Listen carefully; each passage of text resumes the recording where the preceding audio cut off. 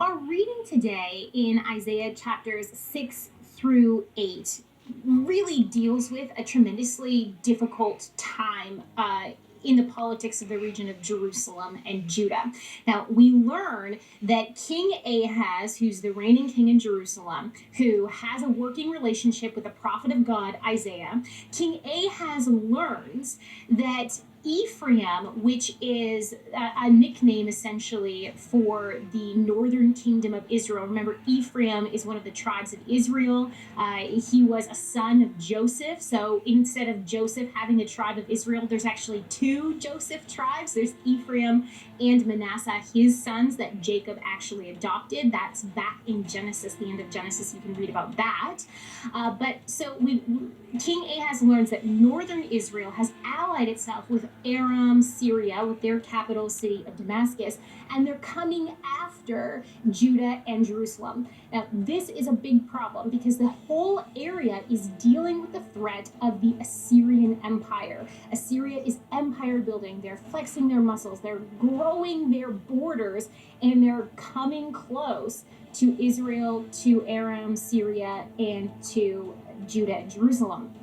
Now, what this is telling King Ahaz, this allegiance here, is that Aram and its ally of Israel, they want to take over Judah and Jerusalem, put a client king on the throne, so replace Ahaz altogether, and then they get a buffer territory between them and the invading Assyrian army, and they get to add the captives to their military force. So this is a strategy that's happening, a takeover strategy, but Ahaz obviously does not want to give up his rulership, and Judah doesn't want to give up its autonomy. It wants to be a free nation.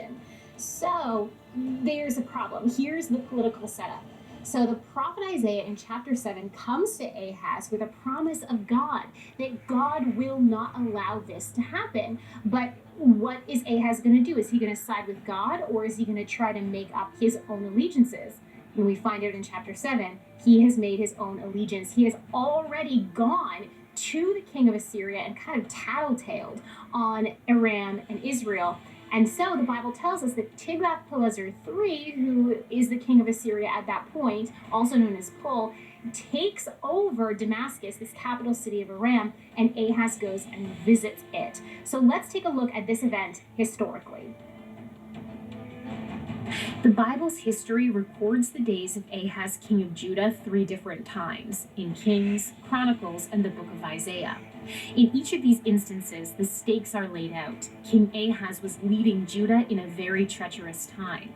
Assyria, that growing empire, was threatening invasion. Israel to the north had just joined in coalition with the generally hostile nation of Aram, Syria, and these two countries had turned their eyes on Judah. If they could conquer Judah, they could grow their military and financial might that could just give them the edge to resist Assyrian control. In the book of Isaiah, we learn of God's plan. The prophet extended a lifeline to Ahaz, letting him know that God would be with Judah and that they would not fall. God even extended to Ahaz a test. Ask anything, and it would be done for you as proof. But Ahaz wanted nothing to do with God's plan. He had other thoughts, an allegiance with Assyria. Kings and Chronicles tell us that Ahaz sent messengers and tribute to Tiglath-Pileser, king of Assyria, asking for help against his many enemies, chief of which were Syria and Israel. The Bible, the remaining records of Tiglath-Pileser himself, and archaeology all tell us that while the Assyrian king did destroy Damascus and raid Israel, in the long run, Judah was still only hindered, both spiritually from Ahaz's copying of pagan practices, and physically by Assyria's brutal tax policy for client kingdoms. Perhaps the only benefit to this ancient fiasco is for us. The accuracy of the Bible's history can be thoroughly tested here. Not only is the situation described 3 times in the Bible, but the records of Tiglath-Pileser have been found.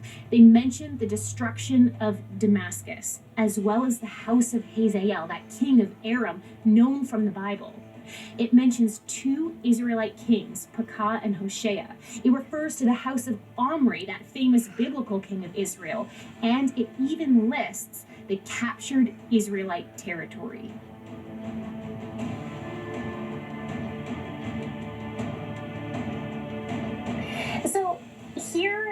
where we are clued in that King Ahaz's reign has taken a dark, dark turn. It's not just that he needs to struggle against this alliance of Aram and Israel against Judah.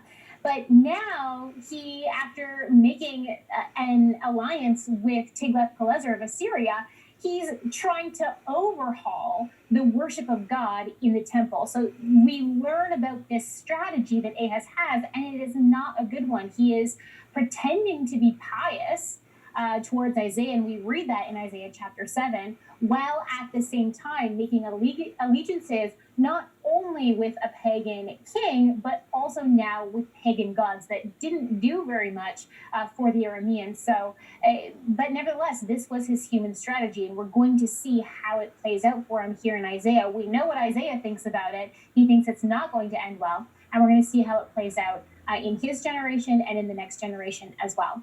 Now I'm going to pass it over to Ryan. Ryan, what do you have for us today?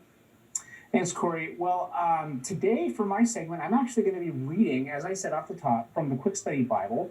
And we just started the book of Isaiah, so I thought it would be fitting and do us well to actually read the introduction to Isaiah in this Bible. Now, listen to this. It says, occasionally an entire family will dominate some aspect of a nation's life. In early Russia, the Romanovs had such influence. Early on, the name Adams carried great weight in the United States, and until the tragic twin assassinations, it appeared the Kennedy family would hold sway in a similar way.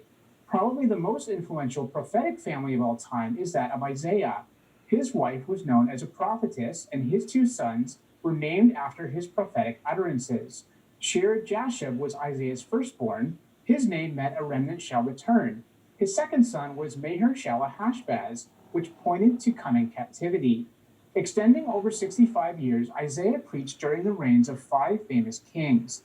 The longest of all the prophetic books, Isaiah is quoted more often in the New Testament than all other prophets combined. There are more than 300 quotations or references. Now, interestingly enough, Isaiah is divided into 2 major sections, the first of which has 39 chapters and the second 27. These figures correspond to the number of books in the Old and New Testaments. Isaiah is most famous for his prophecies concerning the coming Christ. Written nearly 700 years before Jesus' birth, these stunning prophecies vividly detail the birth, life, and death of the suffering Savior. It reads as though Isaiah was actually standing at Calvary and witnessing the crucifixion. Isaiah 53 depicts with almost photographic clarity the dying Christ. As we read the words of Isaiah, we rejoice that God chose to tell us about his son long before Bethlehem. Through Isaiah's eyes, we know Christ is truly the Son of God. That's interesting, and just to let everybody know that